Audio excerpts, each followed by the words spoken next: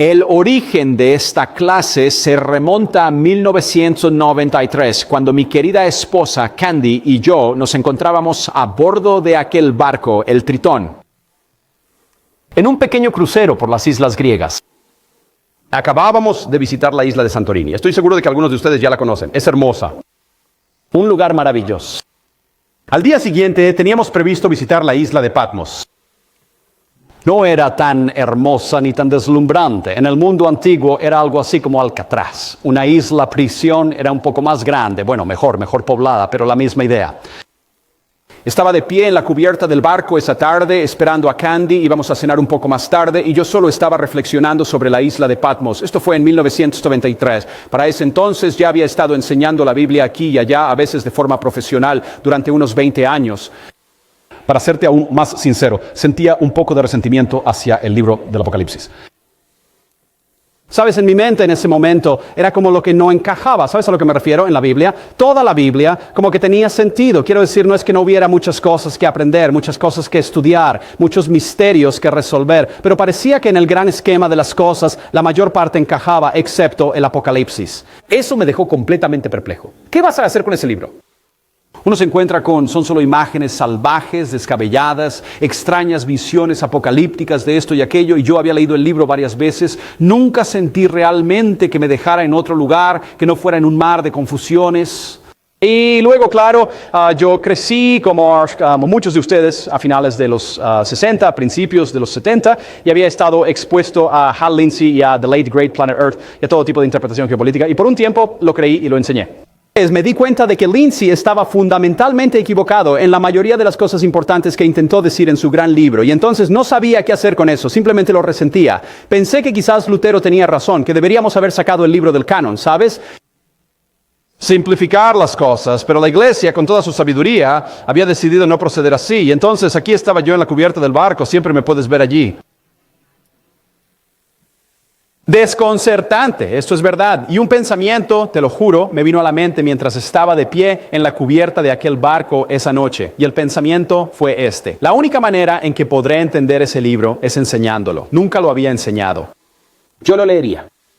Siempre le había tenido miedo. Decidí que iba a enseñar Apocalipsis en la primera iglesia presbiteriana, no ese otoño, sino un año después de ese otoño que venía. Esto fue en junio, cuando estábamos allí, así que el otoño del 94. Y entonces me dije a mí mismo, quizás la mejor manera de asimilar completamente este libro sería simplemente memorizarlo de principio a fin.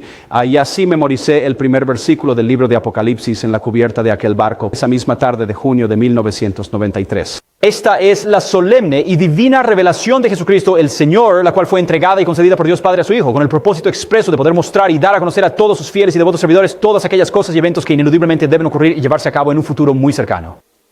Ese es el primer verso. Probablemente le di vueltas a ese verso en mi cabeza unas 150 veces esa noche. Al día siguiente llegamos a Patmos. Era más grande que Alcatraz, pero no resultaba mucho más atractiva. Como ya les he comentado, funcionaba como una especie de isla prisión en la antigüedad. Juan, por supuesto, saben, nos dice en Juan 1 que estaba en la isla de Patmos a causa de la palabra de Dios y el testimonio de Cristo. Estaba allí, presumiblemente, bajo la persecución lanzada por Nerón contra los cristianos. Hablaré más sobre la fecha del Apocalipsis en solo un momento. La isla de Patmos me sorprendió por una gran cantidad de razones diferentes. Una de ellas es que esta isla, que se encuentra bajo el dominio de la Iglesia Ortodoxa Oriental, la Iglesia Ortodoxa Griega, está muy orgullosa del libro del Apocalipsis y nunca, jamás habían escuchado el nombre de Hal Lindsey. Ellos poseían una rica herencia cultural y encontraban gran alegría en la maravillosa imaginería de este libro. Encajaba perfectamente con su estilo de práctica, el cual, por supuesto, está mucho más inclinado hacia el arte, los iconos y otros elementos similares. Y para ellos el Apocalipsis encajaba perfectamente, no se preocupaban demasiado por los detalles, simplemente dejaban que la gran trascendencia de su mensaje los alcanzara, inspirando adoración en ellos, y toda la isla está llena de diversas expresiones artísticas que celebran el Apocalipsis. Aquí tenemos una representación de Juan en la cueva de la prisión donde se presume que estaba siendo retenido y fue visitado por este ángel quien ahora le mostraba estas visiones que forman parte del Apocalipsis. Y eso empezó a cambiar un poco toda mi perspectiva y a darme cuenta de que quizás he sido demasiado provincial al apreciar el contenido de este libro. Así fue como todo dio inicio. De hecho, el otoño siguiente, en 1994, yo impartí la clase de Apocalipsis.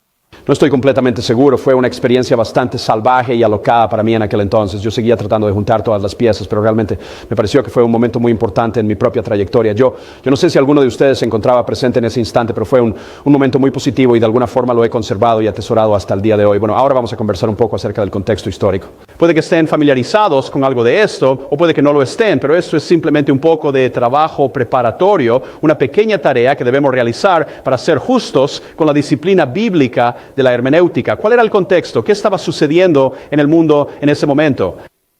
Mi opinión es que el Apocalipsis se escribió alrededor del 65, no es solo mi opinión. Todo un cuerpo de eruditos sostiene esta postura. En realidad solo hay dos puntos de vista. Una de las opciones es que fue escrito en el 65, una de las opciones es que fue escrito en el 95.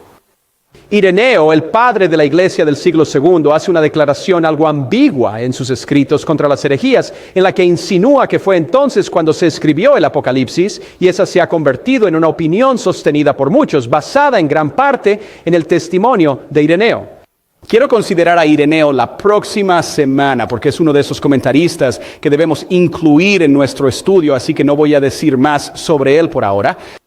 Al mismo tiempo, deseo señalar que existe un número muy sólido y considerable de eruditos que sostienen la postura anterior y creo que con muy buenas razones, basado tanto en testimonios internos como externos. Muchos de ustedes conocen el nombre de Earl Palmer, pastor de larga trayectoria de University Press. Escribió un comentario sobre el Apocalipsis y presenta un argumento muy sólido a favor de esta fecha más temprana, como lo han hecho muchos otros. Es un argumento bastante convincente para mí. Será mi hipótesis de trabajo, así que simplemente lo dejaremos así. Vamos a situar el Apocalipsis bajo el reinado de Nerón y la persecución que él mismo lanzó apenas el año anterior. Así que eso al menos nos dará una pequeña idea de cómo abordar el libro. ¿Cuáles son las principales cuestiones en Apocalipsis? Es un libro dedicado a celebrar la transición. Es una transición de Moisés y del éxodo que tuvo lugar con Moisés, a un éxodo mayor y a un Moisés mayor. Quizás recuerdes el capítulo 14. Una vasta multitud se encuentra de pie junto a un gran mar entonando el cántico de Moisés. El cántico de Moisés es de hecho el cántico del éxodo. Capítulo 18, salid de ella, pueblo mío, para que no participéis de sus plagas. Ese es un claro motivo del éxodo. Todo el libro está completamente lleno de esa clase de idea del éxodo. El pueblo de Dios escapando de un lugar donde la ira divina está a punto de manifestarse, pero al seguir sus instrucciones logran escapar de esa cólera. El motivo del éxodo ha permeado todo el libro del Apocalipsis. Es un libro de transición de una antigua Jerusalén a una nueva Jerusalén. Como sabes, el final del libro celebra la nueva Jerusalén. Por la propia naturaleza del caso, implica que debe haber una antigua Jerusalén, ¿entiendes? Sin embargo, a la antigua Jerusalén se la conoce como la ciudad ramera.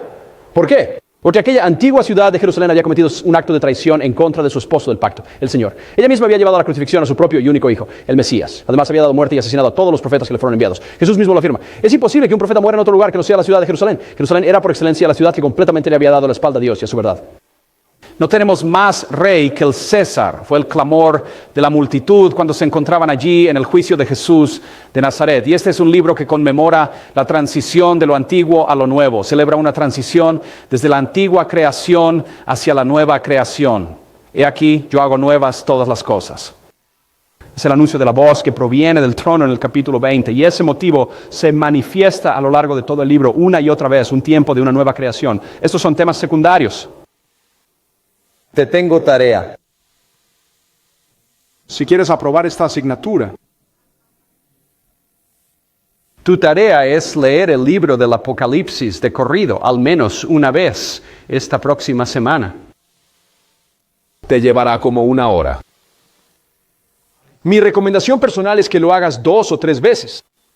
Cada vez que lo hagas, descubrirás que el libro se mantiene unido con una coherencia casi inverosímil, a pesar de las imágenes maravillosamente coloridas. Es un libro muy cohesionado, muy bien organizado, pero a veces no lo aprecias a menos que lo asimiles todo de una vez. Y por eso te animo a que lo hagas. Te daré esa sugerencia de nuevo en el futuro, pero ahora lo dejaré así. El trasfondo histórico de este libro es la intensa y progresiva campaña que se llevó a cabo contra la ciudad de Jerusalén, una ofensiva que culminó de forma trágica y definitiva en el año 70 después de Cristo, cuando la ciudad fue completamente arrasada y borrada del mapa por las poderosas legiones romanas que estaban bajo el mando de Tito, el hijo del emperador Vespasiano, quien con el paso del tiempo lograría ascender al poder para convertirse él mismo en un César. No llegamos a apreciar completamente la magnitud cataclísmica de aquello, pero si tú te despertaras mañana por la mañana y leyeras el periódico y te enteraras de que la ciudad de Hong Kong, o la ciudad de Londres, o la ciudad de Nueva York, o alguna otra gran ciudad que pertenece al mundo hubiera sido borrada de la noche a la mañana, ¿te imaginas la onda expansiva que se generaría? O sea, imagina las ondas expansivas que se produjeron después del 11 de septiembre.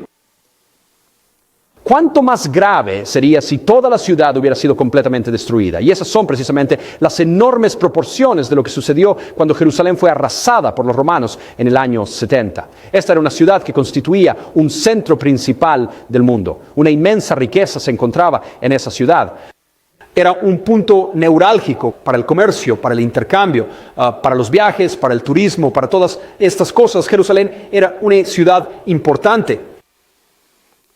Evidente, centro importante, y fue arrasado de la noche a la mañana. Y eso, junto con un cataclismo comparable que estaba ocurriendo en Roma, hizo que muchas personas creyeran que era el fin del mundo. Tácito, el historiador romano, pensó para sí, este es el final. Nos dice más tarde que pensó que todo se venía abajo justo aquí, justo ahora. Esto fue increíble en su momento. Nosotros, claro, lo hemos olvidado porque no sabemos mucho de historia, pero en ese momento este fue uno de los eventos más cataclísmicos que podemos imaginar. Ese es el trasfondo de lo que ocurre en este libro. La destrucción de Jerusalén reformó radicalmente la religión judía, como saben. Siempre había sido una religión ligada a un templo. Ahora tuvo que redefinirse como una religión sin un santuario central. El Antiguo Testamento presupone un templo que ya no existe. Y así la religión judía se vio muy diferente a partir de ese momento. Pero de igual modo la religión cristiana también lo hizo, porque también había estado ligada al templo. Al leer el Nuevo Testamento uno encuentra repetidas alusiones al templo y a los creyentes cristianos que acuden a ese templo. Y de un momento a otro el templo desapareció. Y eso hizo que el movimiento cristiano también quedara sin ataduras, liberado de la necesidad de un lugar geográfico para el culto. El Nuevo Testamento nos revela que en la actualidad existe un templo que está vivo. Cristo Jesús es la piedra angular fundamental sobre la cual se edifica a esta estructura sagrada. Nosotros somos, tal como lo afirma el apóstol Pedro, piedras vivas que constituyen y que conforman la totalidad de este sagrado templo espiritual. Y por lo tanto, en lugar de que nosotros tengamos que realizar una peregrinación hacia el templo, es el templo mismo el que está realizando una peregrinación hacia el mundo entero. Id por todo el mundo, templo, y predicad el evangelio. Haced discípulos a todas las naciones, para que el mundo entero se convierta en un templo. ¿Dónde? Donde 2 o 3 personas se reúnen. Allí estoy yo, en medio de vosotros. No necesitan ir a ningún lugar para encontrarme. Yo estoy con ustedes a donde quiera que vayan. Es el templo que está montado sobre ruedas. Y este nuevo paradigma, como pueden observar, para el pueblo de Dios solo fue verdaderamente posible una vez que el antiguo templo fue destruido. Las 7 cabezas son 7 colinas. ¿Todo en orden? La ciudad de 7 colinas, que es La ciudad de Roma. Roma. Ese era un apodo muy común para esa ciudad, y ya en el primer siglo sigue siendo un apodo muy común para ella hasta el día de hoy. El ángel, sí, continúa diciendo 7 reyes. 5 han caído. Uno ya está presente y el otro todavía no ha aparecido. Pero en el momento en que llegue, su permanencia será solo por un breve periodo de tiempo. Pues bien, si la ciudad a la que se hace referencia es, de hecho, Roma, entonces los 5 reyes, según las estimaciones históricas más comunes y aceptadas, serían identificados como los 5 primeros césares que ejercieron su dominio y gobierno hasta este punto en el tiempo. Un poco de historia rápida, ¿vale? Espera un momento. ¿Quién fue el primero? Julio César.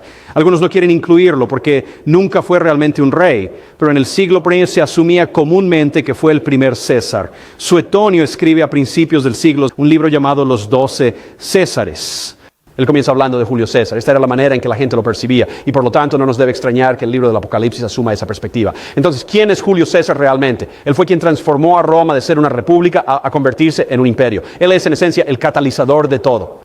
El momento decisivo en el 49, cuando cruzó el Rubicón y pronunció la famosa frase Alea iacta est, lanzando así su campaña contra Pompeyo y el Senado, lo que esencialmente despojaría al Senado de su poder y lo convertiría en una especie de título meramente honorífico o titular. Él fue asesinado, sin embargo, como ustedes saben, en los idus de marzo en el año 44 antes de Cristo. Su sobrino Octaviano tomó el mando unos pocos años después, tras un periodo o más bien una especie de periodo de intervención, el periodo del triunvirato. Y él, que empezó como Octaviano, recibió el nombre de Augusto. Leemos de él en el Nuevo Testamento, por supuesto. Augusto César emitió un decreto para que todo el mundo fuera censado. Él es el que gobernaba cuando Jesús nació. Derrotó a Marco Antonio en la batalla de Accio en el 31 a.C. Él fue quien creó la comúnmente llamada Pax Romana. Él pronunció la célebre frase, encontró una Roma de piedra y la dejó convertida en mármol. La representación de Roma en Israel en aquel entonces era Herodes. No se trata solo de Herodes el Grande, sino de Herodes y los 6 descendientes de su linaje. Es una bestia con 7 cabezas y 10 cuernos. Roma estaba constituida por 10 provincias que se unieron de forma un tanto improvisada para formar un gran imperio, pero en Israel la situación era muy distinta. Allí se manifestaba como un monstruo de 7 cabezas, conocido simplemente como Herodes. Y así es como este Herodes, quien fue amigo personal de Augusto César, juega un papel importante en el libro del Apocalipsis, especialmente en el capítulo 12. Un tema del que hablaremos con más detalle, no hoy, sino en el futuro. Jesús, de hecho, nació bajo el gobierno del emperador Augusto César, alrededor del año 4 a.C. En tercer lugar, 5 han caído, y el tercero de ellos fue Tiberio César. Tiberio César era el sobrino y el hijo adoptivo de Augusto. Augusto nunca tuvo un hijo propio, reinó del año 14 al 37. No era tan ostentoso como Augusto, era un hombre mucho más pensativo. Algunos lo consideraban un tanto sombrío y taciturno, pero en realidad era más bien una persona de carácter tranquilo. Sin embargo, fue en su 15º año, nos relata Lucas, cuando Juan el Bautista apareció en escena y comenzó a predicar un mensaje de arrepentimiento al pueblo de Dios. Esto está registrado en el capítulo 3 del Evangelio de Lucas. El ministerio de Jesús comenzó aproximadamente en ese momento y se extendió hasta el año 30 de nuestra era. Por lo tanto, es bajo el gobierno de Tiberio que Jesús desarrolla su actividad en Israel. La resurrección, la pasión y la ascensión, absolutamente todo esto tiene lugar en la primavera del año 30 después de Cristo. Los primeros 9 capítulos del libro de los Hechos tienen lugar bajo el mandato del emperador Tiberio, incluyendo la conversión del gran apóstol Pablo. Curiosamente, y no muy conocido, Tiberio aparentemente creía que Jesús era una deidad. Está bien, no estoy diciendo que fuera un creyente cristiano o algo así, pero tenía suficiente evidencia a su disposición para haber hecho una propuesta interesante al Senado. Esto nos fue registrado por Tertuliano en el año 1 y en el año 180. Esto es aproximadamente un poco más de 100 años después de los eventos. Tertuliano, un erudito de la iglesia primitiva, apologista, padre, escribiendo una defensa de la fe cristiana, la cual se llama la Apología. La Apología escribe estas palabras. Aquí Tertuliano describe a Tiberio, cita, a menos que los dioses satisfagan a los hombres, no habrá deificación para ellos. Tiberio, por consiguiente, en cuyos tiempos el nombre cristiano hizo su aparición en el mundo, habiendo él mismo recibido noticias e información de Palestina acerca de acontecimientos que habían demostrado de manera inequívoca la verdad de la divinidad de Cristo, presentó el asunto ante el Senado romano con su propia decisión a favor de Cristo. El Senado, debido a que no había otorgado su consentimiento previo, decidió rechazar categóricamente la propuesta. César se mantuvo firme en su opinión, profiriendo amenazas de castigo e ira contra todos aquellos que se atrevieran a acusar a los cristianos. Consulten sus propios registros históricos. Esto es Tertuliano, escribiendo a los líderes políticos de su época para que volvieran atrás, examinaran los archivos detalladamente y lograran convencerse de que el propio Tiberio era, de alguna manera, un creyente. Un comentarista que analizó esto, llamado Cleveland Cox, hizo la siguiente observación. Se debe hacer gran hincapié en el hecho de que Tertuliano fue un abogado romano, que estaba familiarizado con el contenido de los archivos de la antigua Roma y que fue influenciado por ellos en su propia y personal aceptación de la verdad que es divina. No es concebible que un hombre así hubiera arriesgado su audaz apelación a los registros al protestar ante el Senado y en las mismísimas caras del emperador y sus colegas de no haber sabido que su evidencia era irrefragable. En otras palabras, este hombre comenta que Tertuliano no sería como abogado romano tan estúpido como para apelar a un archivo que no existía. Así que tenemos esta pequeña imagen interesante de Tiberio como al menos una especie de creyente distante o cuasi en Cristo. A eso se puede aludir en el Apocalipsis, aunque es un tanto más incierto. El cuarto de los Césares, de los cuales 5 ya han caído, el cuarto de ellos, Gayo César, conocido también como Calígula, que significa botitas, el apodo que le dieron las tropas que servían bajo el mando de su padre germánico, era joven. Asumió el trono a los 37 años y fue bastante competente durante los primeros 6 meses. Era un protegido de Tiberio y luego contrajo una especie de fiebre que se conocía como fiebre cerebral. Eso no me suena nada bien. Y de eso salió hecho un completo desquiciado. Y así durante los siguientes 3 años su comportamiento fue exagerado, bizarro y destructivo. Y finalmente sus propios guardaespaldas le quitaron la vida en el año 41. Reinó por 3 años y medio, lo que nos lleva al quinto de los 5 Césares que habían caído, y ese es Claudio. La conversión de Cornelio en el Nuevo Testamento ocurrió bajo el reinado de Calígula. Claudio, el quinto de ellos, reinó desde el 41 hasta el 54. Fue más famoso por conquistar Britania, donde la presencia romana se mantuvo por unos 300 años. Fue envenenado, sin embargo, porque empezó a distanciarse de su hijastro, Nerón, quien se había convertido en su hijastro gracias a su matrimonio con Agripina, su cuarta esposa. Y así la encantadora y atractiva Agripina lo envenenó, por supuesto. ¿Qué más se podía hacer? Y durante su reinado, Pablo emprendió su primer y segundo viaje misionero, y el concilio de Jerusalén tuvo lugar en el año 50 después de Cristo, como se registra en Hechos capítulo 15, ¿de acuerdo? 5 han caído y 1 está. Así que presumiblemente nos encontramos ahora en un periodo durante el reinado de Nerón, momento en que este documento en particular es escrito. Nerón es el sexto de estos. Reinó desde el año 54 hasta el año 68.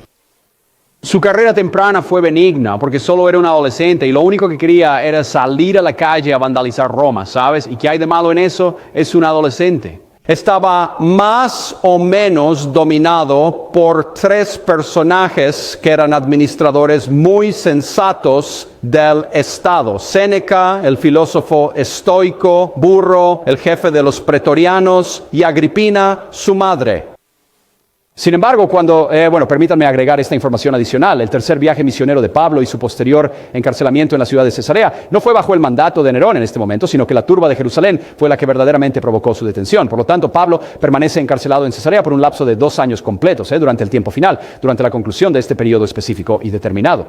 Nerón empezó a rechazar los consejos sensatos, mandó ejecutar a los 3 consejeros, incluyendo a su propia madre. Pablo fue trasladado a Roma y permaneció allí detenido durante un par de años, específicamente desde el 61 hasta el 63. Nerón aún no ha arremetido directamente contra los cristianos, pero es evidente que el mortero de su psique ya se está desprendiendo por completo en este momento. Sin embargo, en el año 64 se produjo un gran incendio en Roma. El incendio destruyó aproximadamente 1/3 de la ciudad. Aproximadamente 2 días después, Nerón sacó a relucir planos que ya habían sido preparados para la reconstrucción de esa parte de la ciudad y tenía la intención de rebautizarla como Nerópolis. Nerópolis, ¿lo dije bien? La ciudad de Nerón, ya sabes.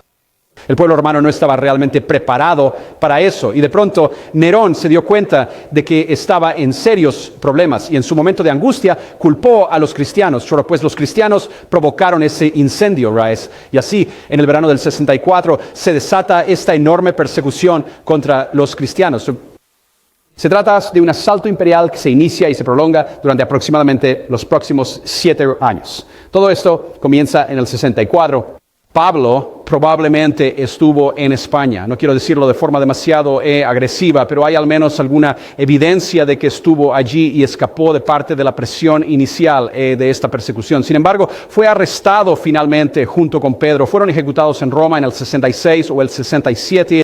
Juan fue exiliado a la isla de Patmos, más o menos por la misma época. Así que la gente en Roma tendía a ser ejecutada. Los líderes cristianos, especialmente en todo el imperio, tendían a ser encarcelados o exiliados, y eso fue precisamente lo que le ocurrió a Juan.